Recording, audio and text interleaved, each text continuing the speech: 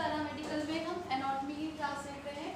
Anatomy में हमने start किया है क्या, सेल। ठीक है, तो सेल में हमको ये देखना है कि आखिर सेल क्या कहलाता है। तो अगर पहले हम सेल की डेफिनेशन देखेंगे तो सेल की डेफिनेशन क्या है कि सेल हमारे जो ह्यूमन बॉडी की कैसी इकाई है, कार्यात्मक एवं संरचनात्मक इकाई है। कार्यात्मक एवं संरचनात्मक इकाई का मतलब क्या है, हमारी बॉडी को अगर स्ट्रक्चर मिला है तो किसकी वजह से, सेल्स की वजह से। और अगर हम कोई काम कर पा रहे हैं, कोई हम वर्क कर पा रहे हैं तो किसकी वजह से, सेल्स की वजह से ना। इसीलिए सेल्स को क्या बोला जाता है, हमारी बॉडी की संरचनात्मक एवं कार्यात्मक इकाई है।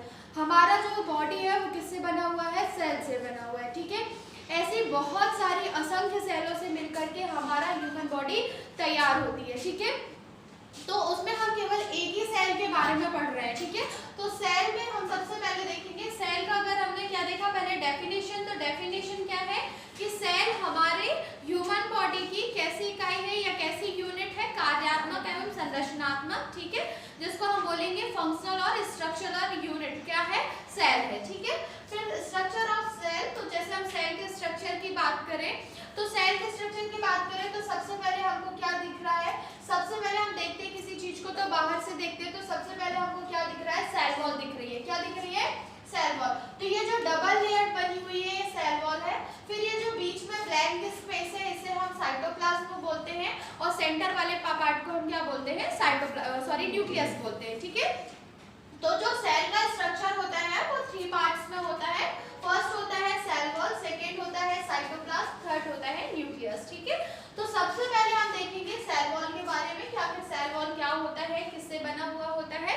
तो ये जो सेल वॉल होता है ये कैसा होता है, डबल लेयर्ड होता है। डबल लेयर्ड मतलब ये 2 परत से बना हुआ होता है ना, 2 वॉल से बना हुआ होता है, इसीलिए हम इसे क्या बोलते हैं, ये डबल लेयर्ड होता है। फिर सेकंड हम इसमें क्या देखेंगे, कैसी होती है, पतली मेम्ब्रेन से बनी होती है। किससे बनी होती है, ये पतली मेम्ब्रेन से बनी होती है। और ये जो डबल लेयर्ड के बीच में ब्लैंक स्पेस होता है इसमें क्या पाया जाता है, प्रोटीन, कार्बोहाइड्रेट और लिपिड पाया जाता है। क्या पाया जाता है, प्रोटीन, कार्बोहाइड्रेट और लिपिड पाया जाता है। किसमें पाया जाता है, ये जो सेल वॉल है, सेल वॉल के बीच में जो ब्लैंक स्पेस होता है उसमें क्या पाया जाता है, प्रोटीन पाया जाता है, कार्बोहाइड्रेट पाया जाता है और लिपिड पाया जाता है। ठीक है, फिर आखिर ये काम क्या करता है, तो ये सेमी परमिएबल होता है, मतलब अर्धपारगम्य होता है।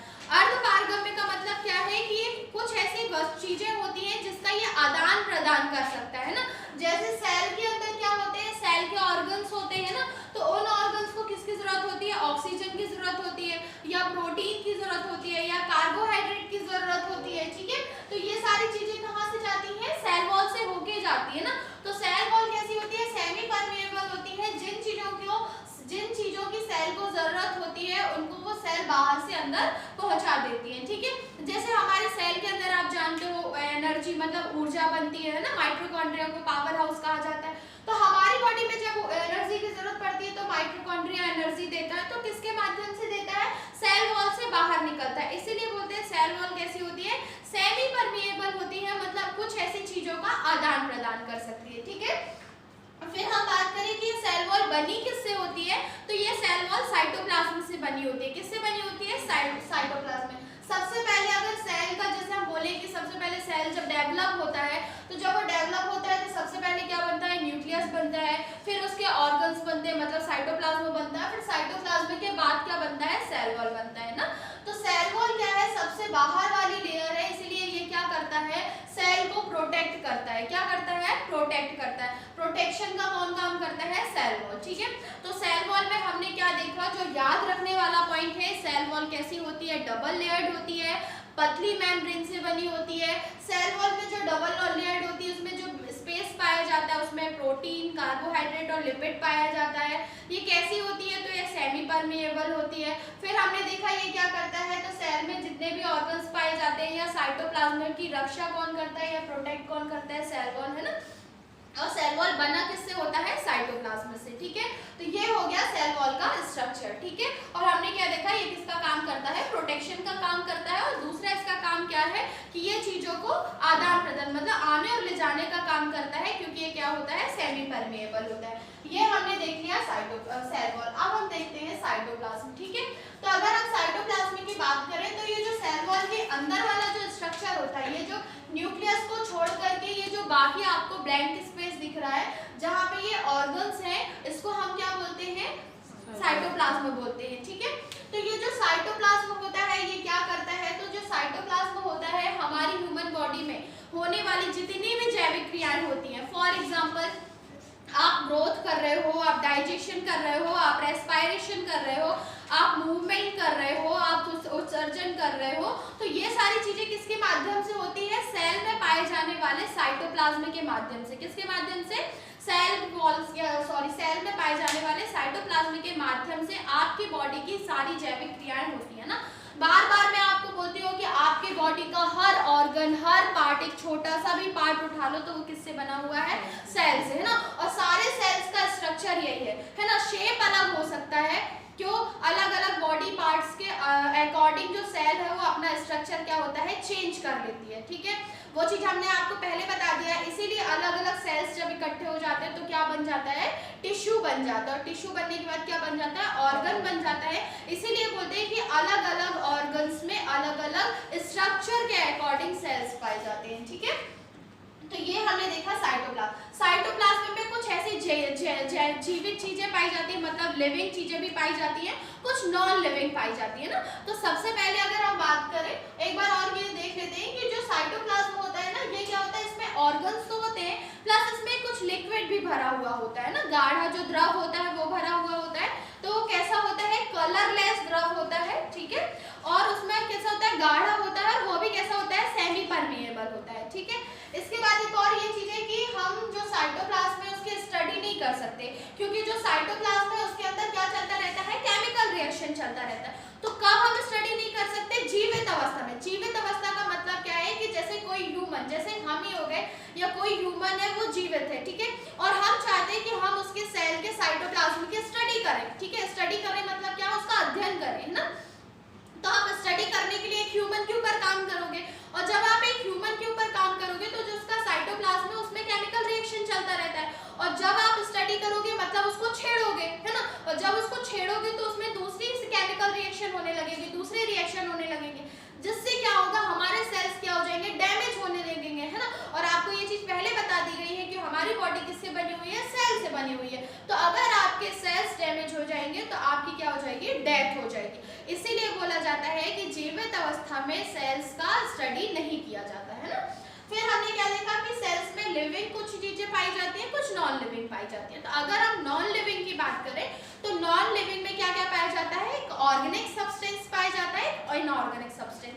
ऑर्गेनिक सब्सटेंस का मतलब क्या है, कार्बनिक और अकार्बनिक, है ना। कुछ ऐसे कार्बनिक पदार्थ पाए जाते हैं, अकार्बनिक पदार्थ पाए जाते हैं जो कैसे होते हैं, नॉन लिविंग होते हैं ना, जिसको हम बोलते हैं निर्जीव बोल सकते हैं ना। तो क्या क्या पाया जाता है, अगर हम ऑर्गेनिक सब्सटेंस की बात करें तो क्या पाया जाता है, प्रोटीन पाया जाता है, और क्या पाया जाता है, कार्बोहाइड्रेट। तो जो कार्बोहाइड्रेट होता है वो भी टू टाइप्स से होता है। टू टाइप्स से मतलब क्या होता है, एक वाटर में सॉल्युबल होता है, एक नॉन सॉल्युबल होता है, मतलब एक जल में घुलनशील होता है और एक जल में अघुलनशील होता है ना। तो जो अगर हम जल के घुलनशील की बात करें तो कौन कौन सा होता है, माल्टोज होता है, सुक्रोज होता है और ग्लूकोज होता है ना। ये कैसे होते हैं, ये कार्बोहाइड्रेट कहाँ पाए जाते हैं, साइटोप्लाज्म में पाए जाते हैं, ये जल में घुलनशील होते हैं, है ना। तो कौन कौन सा हो गया, सुक्रोज हो गया, माल्टोज हो गया और ग्लूकोज हो गया। ठीक है, अब अगर हम अघुलनशील की बात करें तो अघुलनशील में क्या क्या पाया जाता है, ग्लाइकोप्रोटीन पाया जाता है, सेल्यूलोज पाया जाता है ना, कुछ विटामिन पाए जाते हैं, कुछ एंजाइम्स पाए जाते हैं। तो ये किसमें पाया जाता है,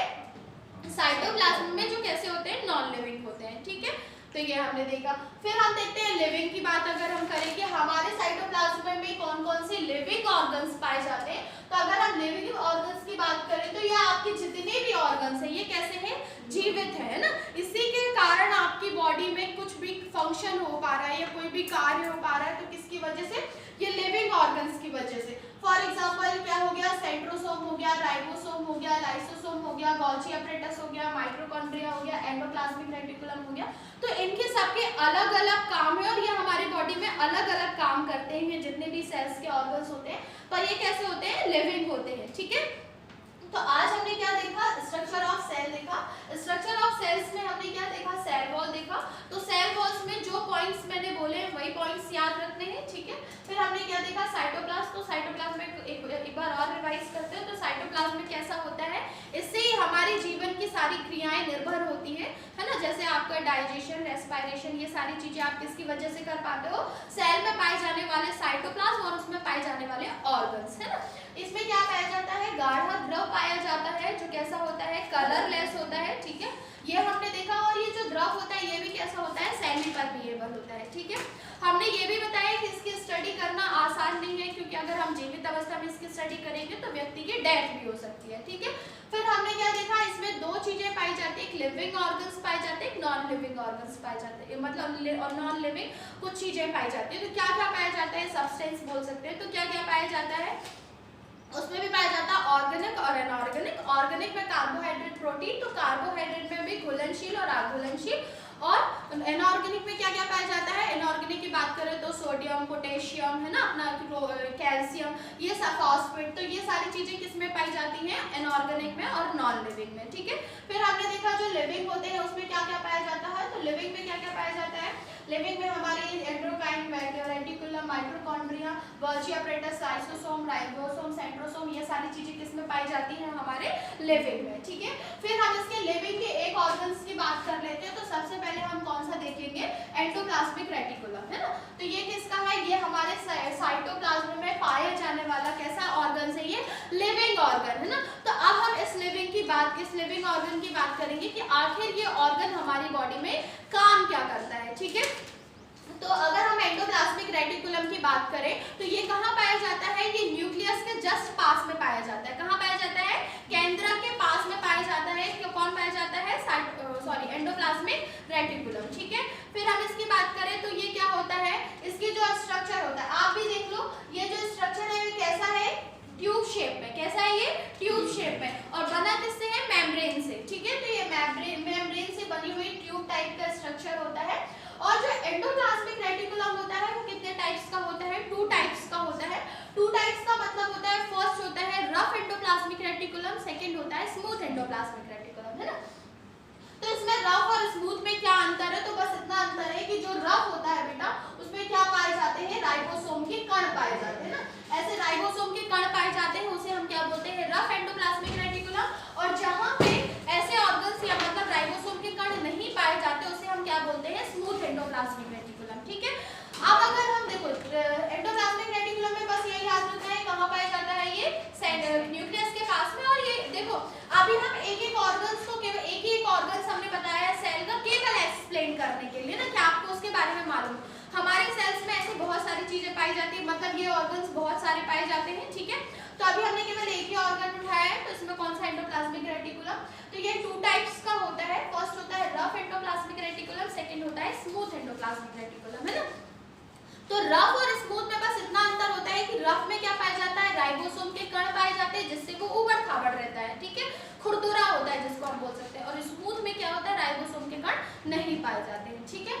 फिर हम इसके वर्क, अगर हम एंडोप्लाज्मिक का वर्क देखें, रेटिकुलम का वर्क देखें कि आखिर हमारी बॉडी में ये क्या क्या काम करता है, तो हमारी बॉडी के अलग अलग सेल्स में ये अलग अलग काम करता है। जैसे हम बात करें लिवर सेल्स में, तो लिवर में क्या काम करता है? ये प्रोटीन सिंथेसिस का काम करता है, मतलब प्रोटीन का संश्लेषण करता है, ठीक है। अगर हम वही बात करें कि ये मसल सेल्स में क्या काम करता है, तो मसल सेल्स में जो भी इम्पल्स आते हैं, आवेग होते हैं, उनका प्रसारण करता है, ठीक है। तो ये हर हमारी बॉडी के, जैसे हम बात करें किसमें?